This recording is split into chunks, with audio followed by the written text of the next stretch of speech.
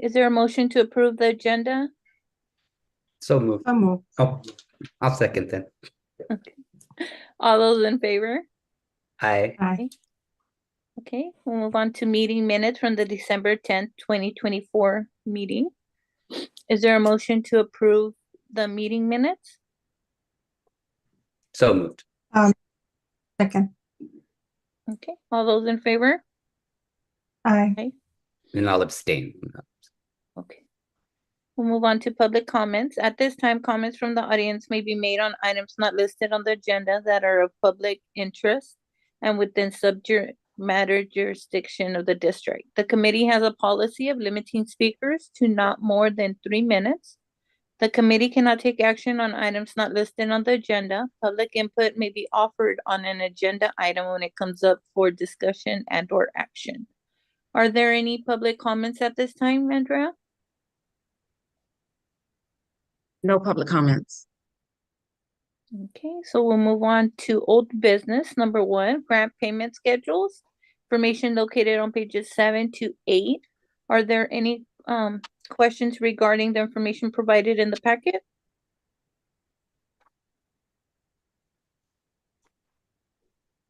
Is there any public comment on this item?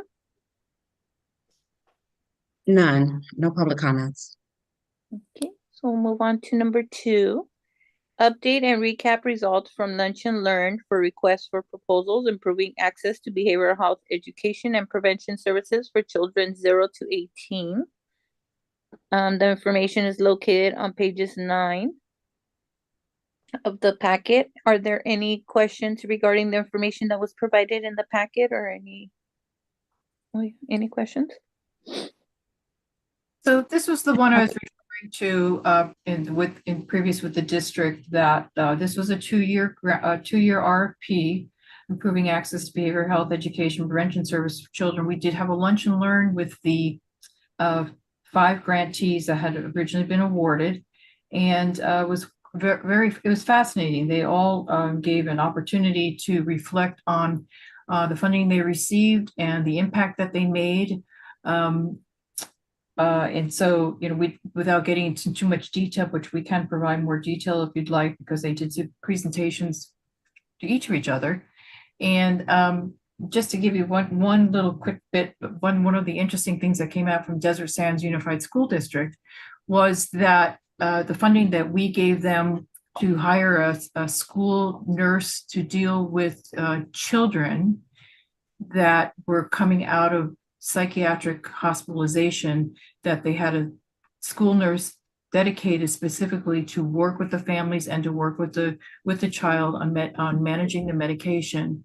That the school district was so impressed with it that they actually threw their LCAP money to put this nurse full time. And then they're going to continue this. The very sad thing is, though, there was like 160 young children that had come out of the psychiatric experience and needed psychiatric medication. So this was one of the ones that we're looking at, like, wow, this is what Desert Sands is doing. Is this something, an RFP down the road that we can, work with the other school districts to see? Because it's, it's just not subject to Desert Sands Unified that these children are being impacted, but in other school districts as well. So that was just an example of what I was alluding to, giving when we were discussing option 3 sort of thing. And Donna, in that vein, it's amazing. The potential for maybe partnership with like behavioral health as well, to like leverage more dollars for all the districts on that, especially. Right. And I think they do work with the county. You might be more familiar with that. I know they do work with the county on that. Yeah. We have like, well, either counselors or psychiatrists or whatever in all the districts. Yeah. But this is a unique type of program that I don't believe the county's doing. So I think there's to your point, some great potential going down the road. Yeah. Especially for getting them at a young age, which, But the scary part is just the number. I know, it is scary. Oh, yeah. I know, that's a big number. But I just want to point out to you, this is one of the interesting things that came out when we're going to be doing a lunch and learn for all of our RFPs. We're going to be doing one for social isolation, and we also are going to, with the mitigating air quality, introducing the ones that got awarded, that got awarded, and what they're going to be working on and how they could possibly collaborate and work together. And forgive my naivete, but I assume we get notifications of these as board members that for us to be able to attend if possible, or? Yes, you will be. You can. Okay. Mhm. We did it on this one with the lunch and learn because it was more of a staff thing, but yes, we can. That's what we want to share this out with you. But yeah. Okay. Are there any questions for Donna regarding the information?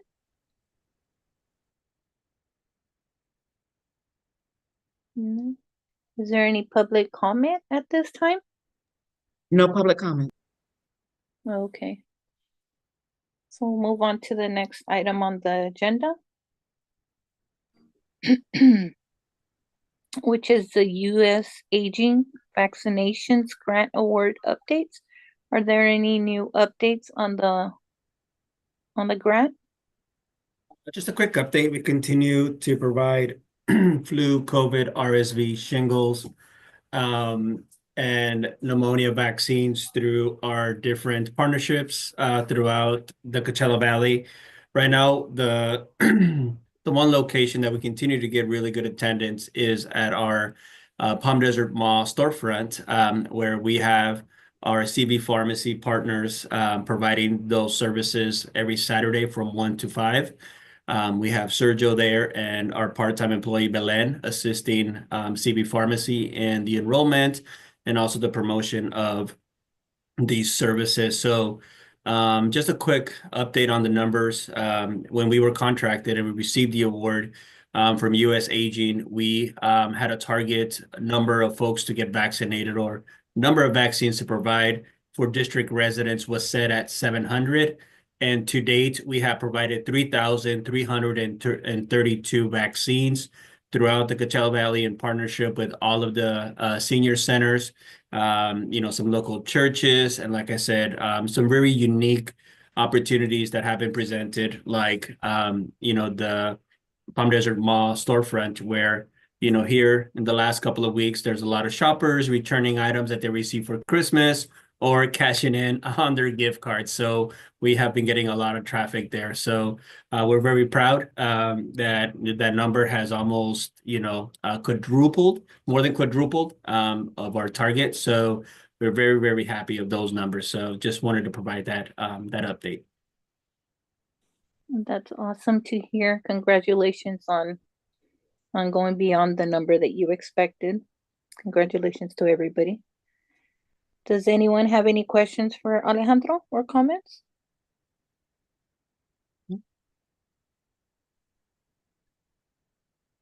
Huh? Okay, thank you, Alejandro. Oh, is there any public comment at this time? No public comments. Okay, so we'll move on to number 4, DPMG, Health Medical Clinic Unit Operations. Is there any? Yeah, I'm sorry. Go ahead, President. No, I was just gonna say if there was any updates. Yeah, just wanted to kind of provide 2 quick updates. As I mentioned in our previous meetings, we have established now partnerships with all 3 school districts to be able to provide medical services to their student and staff and families. So we are having our second clinic with Palm Springs Unified School District. The lead nurse reached out to us because they are seeing a huge uptick of flu-related symptoms among staff and the student population. So we will be doing a primary care clinic on January 22nd at the district offices, and we'll have the DPMG health team providing some of that medical care. Also on the 22nd, and thank you, Vice President Greg Rodriguez, in making the connection. We will be providing medical services during the point in time count at the access center that has been established at Martha's in Indio. So there were, the point in time count participants, when they need additional services, they'll come to Martha's in Indio, and then we would have our medical mobile unit there providing referrals and providing wound care, primary care, and prescribing medication if needed to some of those individuals that require them. So thank you, Vice President Greg, for making that connection for us. And then lastly, we're waiting for the MOU to be signed with Martha's for the Palm Springs Navigation Center, and we do have a start date. We met with Alejandra and Ann for Martha's Village and Kitchen before we left on our holiday vacation. And our first day that we'll be there, if the MOU is signed before then, would be Wednesday, February 5th. From 2 to 5 p.m. And we are going to start deploying the medical mobile unit there once a month.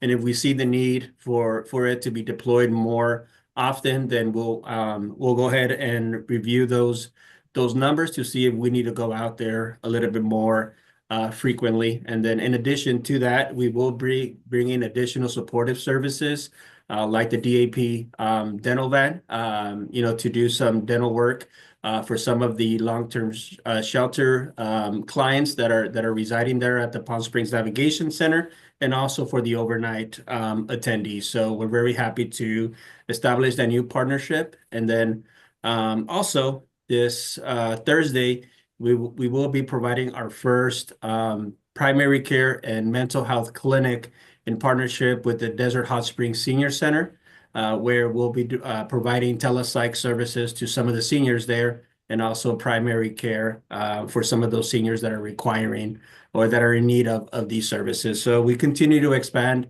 our partnerships throughout the Coachella Valley with different entities to continue to deploy our medical mobile units.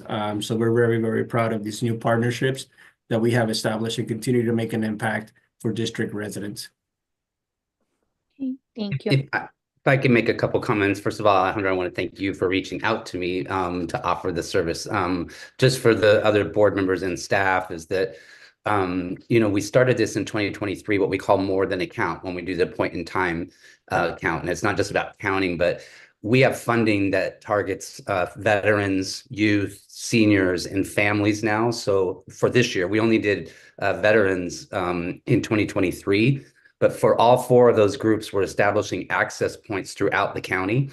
And one of those is in Indio, so that if we find someone when we find someone from those special populations during the count, we will immediately transport them to that site to link them to services. And so the ability to have the healthcare on site is fantastic. So again, Alejandro, thank you for thinking about reaching out as well. And then on the Martha's partnership I think this would possibly be a great thing for some type of press release, because we've talked a lot about the wraparound services that were going to be there. And I think it would be great exposure for the healthcare district to be shown as one of the leading partners on doing that. And Alejandro, I'm happy to work with you on that.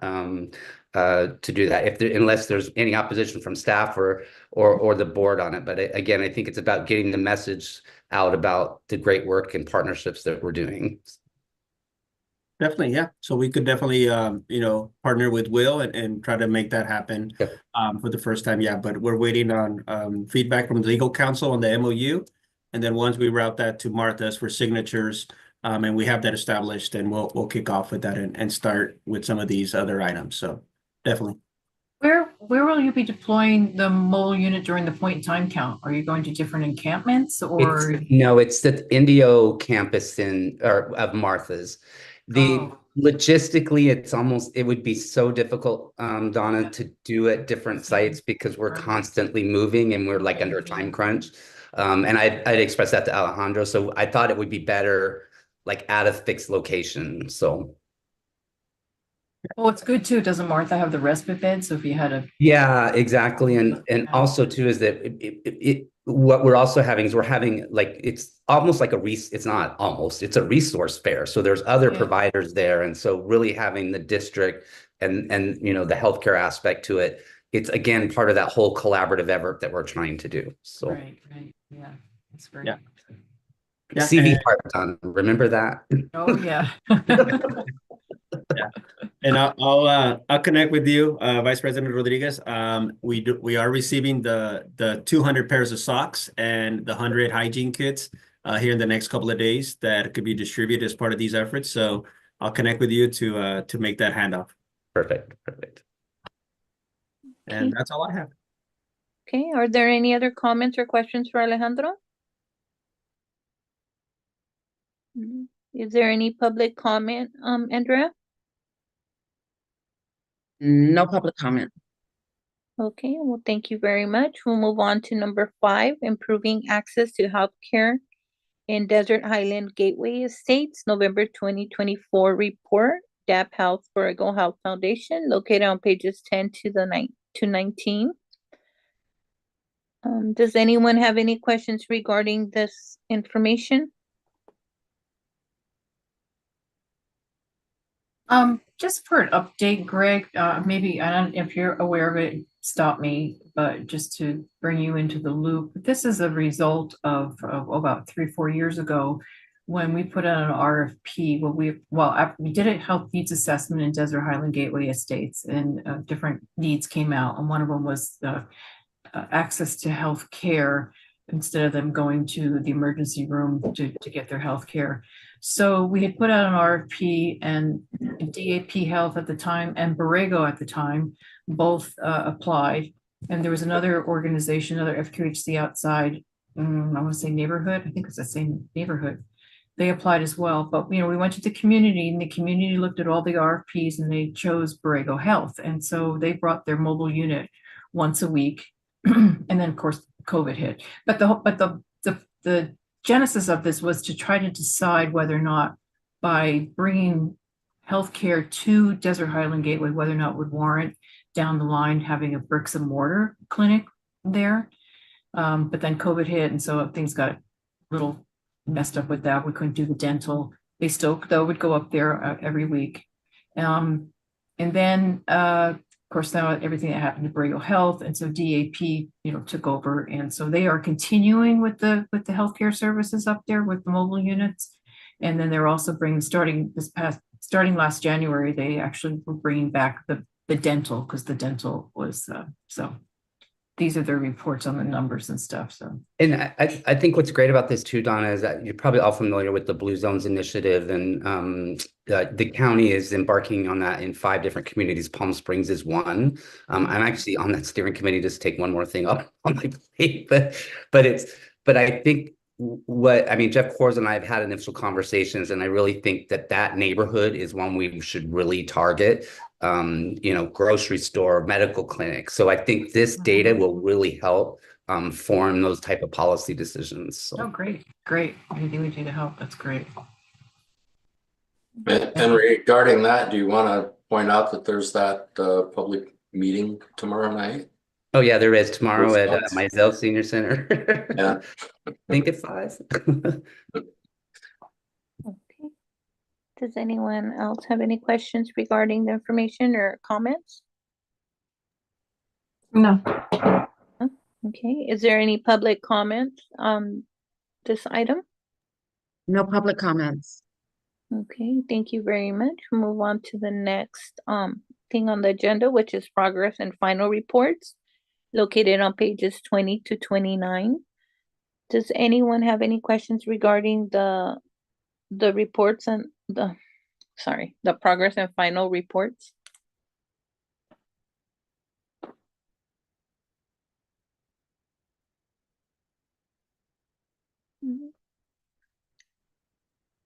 Is there any public comment regarding this, Andrea? No public comments. Okay. Move on to the next item on the agenda, which is adjournment. I'll adjourn the meeting at 5:59 p.m. Our next scheduled meeting will be February 11th, 2025. And thank you all for attending and for all your help in getting this done. Thanks, everybody. Good evening. Thank you. Bye. Bye.